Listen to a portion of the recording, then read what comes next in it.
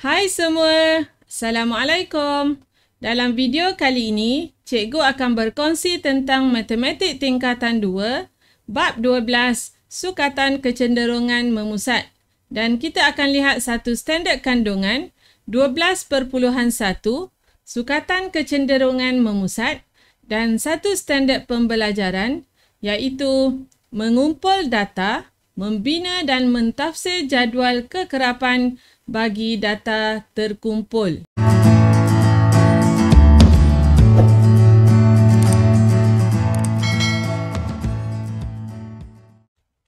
Pada kali ini, kita akan belajar bagaimana kita dapat membina jadual kekerapan bagi data terkumpul. Seterusnya, kita dapat mentafsir jadual kekerapan bagi data itu. Okey, data terkumpul ialah data yang disusun mengikut kumpulan dengan selang kelas tertentu. Dan selang kelas pula ialah kumpulan yang mempunyai julat tertentu. Okey, apa dia julat? Julat ialah beza antara nilai terbesar dengan nilai terkecil dalam set data. Kita dapat membentuk data terkumpul dengan membahagikan data-data kepada beberapa selang kelas dalam suatu jadual kekerapan. Dan dalam data terkumpul, julat bagi setiap selang kelas adalah sama. Okey, seterusnya kita akan lihat satu contoh di mana diberi set data dan kita diminta untuk mengorganisasikan data dalam bentuk jadual kekerapan.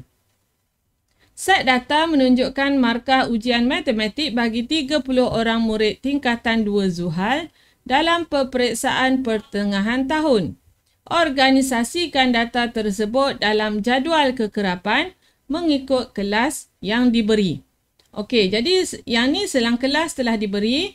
Jadi berdasarkan set data yang diberi, kita akan melengkapkan gundalan dan juga kekerapan mengikut selang kelas yang telah disediakan. Okey, jadi selang kelas kita ada 5 di sini dan kamu lihat setiap selang kelas mempunyai julat yang sama. Okey, jadi kita akan organisasikan. Kita akan mulakan dengan data yang pertama, 85. Okey, 85 berada pada selang kelas 80. Okey. 58. Okey, cikgu akan tanda 75. 41. 53. 12. Okey, 12. 61. 63. Okey, 45. 72. Okey, 72. 37. 55. Okey, 55. Jadi yang ni dia akan jadi macam ni lah. Sebab 5 dah. Okey, 29. Okey, 29. 42. Okey, kita tambah lagi. 95. 31. Okey, 22. 18. 25. Okey, 25. Yang ni akan jadi 5 macam ni ditulis 5. 19. 47. Okey, 47. 38. Okey, 38. 50. 78. Okey. 58. 90. Okey, 90. 57. Okey, 57 akan jadi yang ke-10 63. Okey, 63. 49. Okey, 49. Dan akhir sekali 88. Okey, 88. Jadi kita dah dapat melengkapkan gundalan. Seterusnya daripada gundalan kita akan lengkapkan kekerapan. Okey, 1, 2, 3. Jadi kekerapan yang pertama adalah 3. Okey, untuk selang kelas 20 hingga 39 kita ada 6. Okey, yang ni ada 5, 10, 11. Okey, yang ni ada 11. Selang kelas 60 hingga 79 ada 6. Okey, yang ni 5 tambah 1, 6. Dan untuk selang kelas yang terakhir 80 hingga 99 kita ada 4.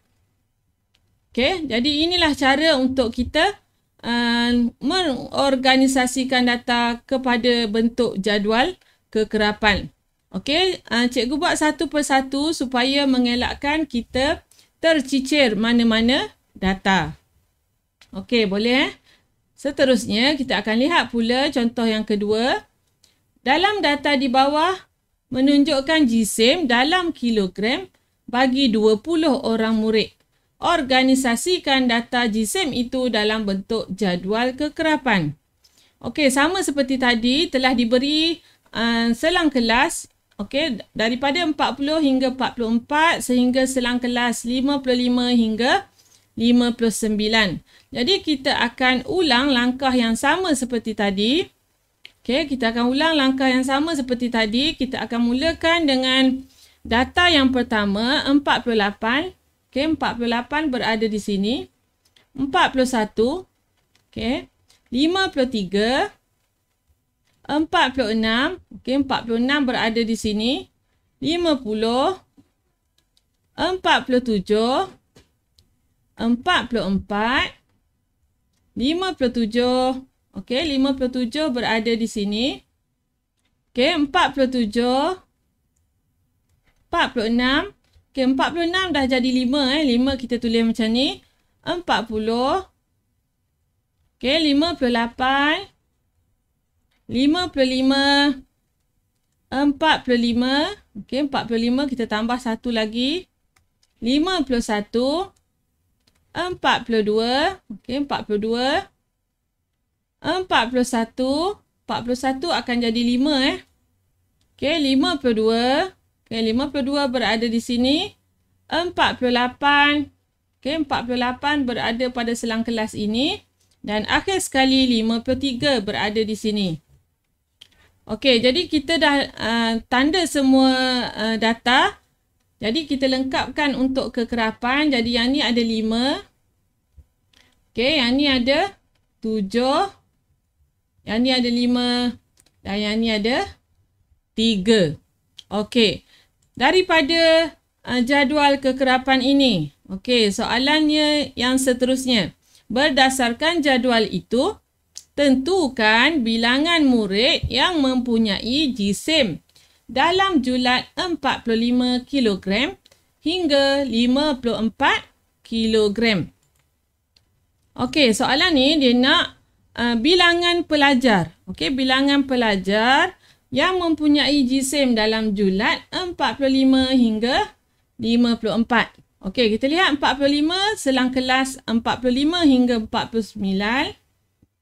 Okey, sehingga 54 maksudnya melibatkan selang kelas yang ketiga 50 hingga 54. Jadi di sini bagi soalan yang pertama melibatkan dua selang kelas iaitu daripada 45 hinggalah ke 54. Jadi dia nak bilangan murid, kita akan rujuk kepada kekerapan bagi kedua-dua selang kelas ini.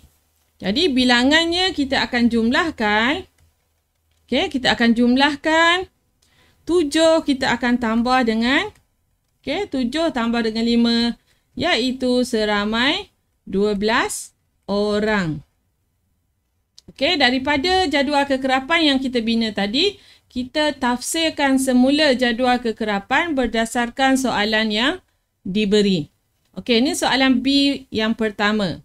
Okey, seterusnya kita lihat pula soalan B yang kedua, iaitu hitung peratusan bagi murid dengan jisim kurang daripada 50 kg.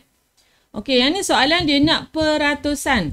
Jadi peratusan untuk jisim yang kurang daripada 50 kg. Okey, yang mana kurang daripada 50? Maksudnya melibatkan selang kelas yang pertama, iaitu 40 hingga 44. Dan selang kelas kedua, iaitu 45 hingga 49.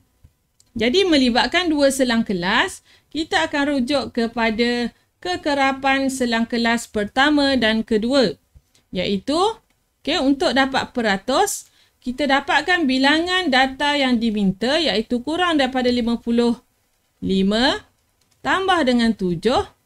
Okey, kita bahagikan dengan jumlah semua. Okey, 5 Okey, jumlah kekerapan kita jumlahkan 5 tambah 7 tambah 5 tambah 3 iaitu 20. Ataupun kita boleh dapatkan daripada soalan iaitu semuanya ada 20. Dan kita akan darabkan dengan 100% untuk dapatkan peratusan bagi murid dengan GSM kurang daripada 50. Jadi kita akan dapat 12 per dengan 20 darab 100%. Okey, jadi kita akan dapat 60% murid dengan GSM kurang daripada 50 kilogram. Jadi ini adalah dua contoh di mana kita boleh organisasikan data yang diberi dalam bentuk jadual kekerapan. Seterusnya kita mentafsir jadual kekerapan bagi suatu set data terkumpul. Okey, seperti biasa sekiranya ada apa-apa persoalan, bolehlah ditulis di ruangan komen. Berminat dengan video-video yang cikgu kongsikan? Jangan lupa untuk like, share, komen serta subscribe. Terima kasih.